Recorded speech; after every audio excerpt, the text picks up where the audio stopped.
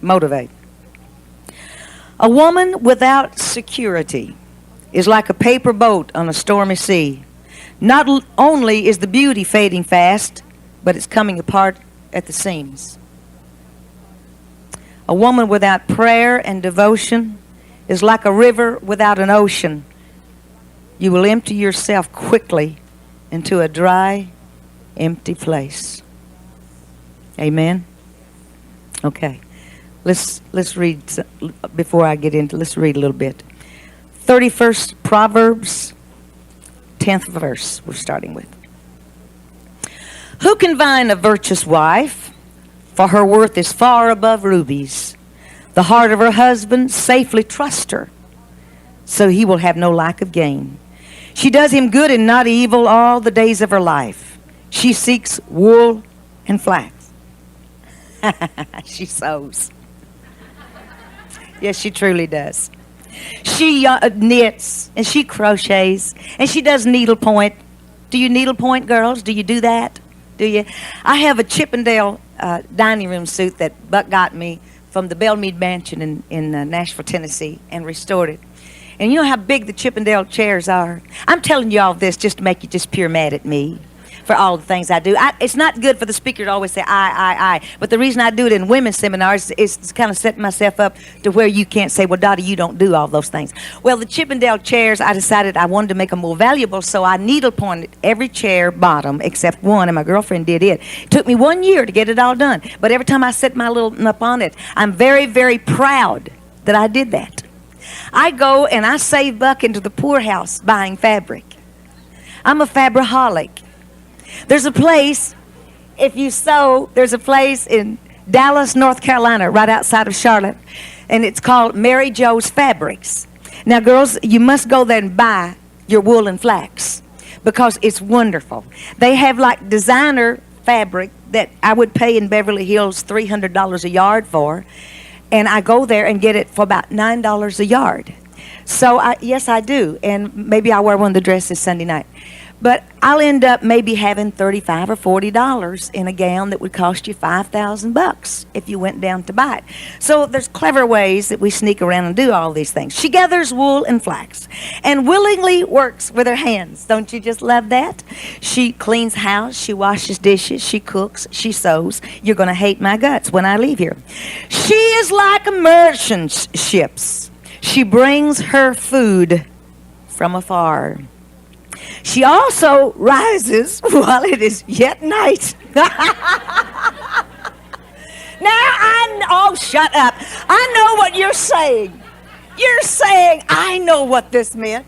They stay up late. They sleep in the daytime and get up at night. No, darling, it doesn't mean that. It means that you have a balanced life. You go to bed at a decent hour unless you're like me and you sing all night. But I still get up early. What time did you get up this morning? Be honest with me. 7 o'clock, 6 o'clock, 5 till 6. It's getting right down to the nitty gritty. What time? 6. 5:30. Oh, you're the most wonderful, darling. That's what time I got up. You didn't go to bed. You were up till 2, and what time did you get up? Just in time to brush your hair for breakfast. You went to bed at 5:30. This is not what the Bible's talking about. You go to bed and you get up while it is yet dark. Oh, well, I know. Get a grip, Dottie. Get a grip. This 1986, I know what year it is. But my, how we cheat. We're sloppy and lazy, aren't we? Most of us really are. I said us. You notice what I said. Okay, I must move on because I feel eyes staring at me. And provides food for her household. Oh, yes, it said that. I did not write this. This is not the one-eyed chapter of the two-eyed John. This is Proverbs. Provides food for her family, the household. Oh, yes, it gets better. And a portion, get this, for her maidservants. Now, she even served her maidservant.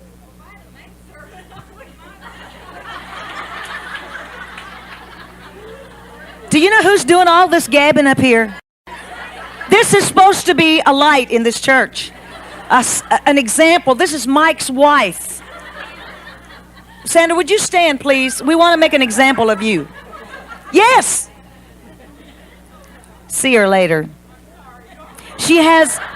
No, she isn't sorry. Now you've stacked another sin upon that. You've lied, Sandra. She is not at all sorry. She hates to sew. She hates to cook. And I told you about her sewing machine. It was hers that I used last night. And now she wants a maid servant. Now, I want to show you. I love to pick on people, especially women. Of course, I hate pretty women. Sandra, put a sack on your head. Look what 16 verse says. She considers a field and buys it. Now we're into real estate. Well, of course. That's exactly what it's talking about. Oh, you say, but Dottie, women don't do that. It's too sad. We've been taught that we couldn't be in business. That, it was all given to the men to take care of the business. That we couldn't go find a boutique and buy it without totally turning everything over to our husband. It's good. Let him be the head of your house. Lord knows I believe in that. Mine is sitting over here. He's the biggest fan I have. What do we got over here? Is a dog come in the building or something? A dog that's wanting to get in. Well, just tell him to get a ticket. Well, we don't have to have our husbands have to do everything. Hear what I'm going to say. Our fathers or our sweethearts or whatever. We have a brain too. It may be more to the left than the men's. We may operate more on the left than the men's do, but we have a brain, girls. And we can learn how to take care of business. It's good for us. Like I said, if I had to, I could, because I know I could, but I don't have to. But if I wanted to go out and get into real estate or open a shop or get into the restaurant business, and I really felt that's what I was capable of doing, I'd sit down. Now what's he doing? I would sit down with him and say, this is really what I'd like to do, and I'd like for you to like for me to do it. And agree with me and help me out. But I wouldn't have to just totally have his last word to say, you cannot or you can. You ought to be able to voice your opinions and have something you like to do. Go out and buy you some land. Surprise him. Invest. If you make a lot of money, share it with him. If you lose, don't tell him. Tell him you gave it to the ministry. Ah, you're wonderful. I don't know if you're having a good time or making fun of me. Just keep it up. From her profits, she plants a vineyard. See there? That's what you didn't know that said that. She invests in a field. She starts making money. Then she buys herself a vineyard. Start a winery. No. I didn't say. Who said that? She's the choir director's wife. My God, help us. She's the alcoholic. No. Isn't this good? You didn't know you could laugh about things that's so silly, did you? Okay, now we got profits coming in. Back out on the streets to the clearance sales now. She girds herself with strength. That's joy. Do you know that? And it strengthens her arms. See, when we begin to be prosperous and good at what we're doing, put so much joy and confidence in us that we could feel like we just conquered the world. Isn't that the truth, girls? Voice is getting good. I even like this. I'm doing good today. She perceives, this is one of my favorite verses in here. She perceives that her merchandise is good. Ah! What was that sound you did last night? Who was? Right over here? Yes! She perceives, and we're going to stop there. No. Let me read one more. And her lamp does not go out by night. Oh, yes, that's sex we're talking about here. It is. I'm Cherokee Indian, but looking at some of y'all's faces with these red faces, y'all Cherokee too, aren't you? She perceives that her merchandise is good. Cover your ears, boys. And her lamp does not go out by night. Now, this is where the rubber meets the road. Right here.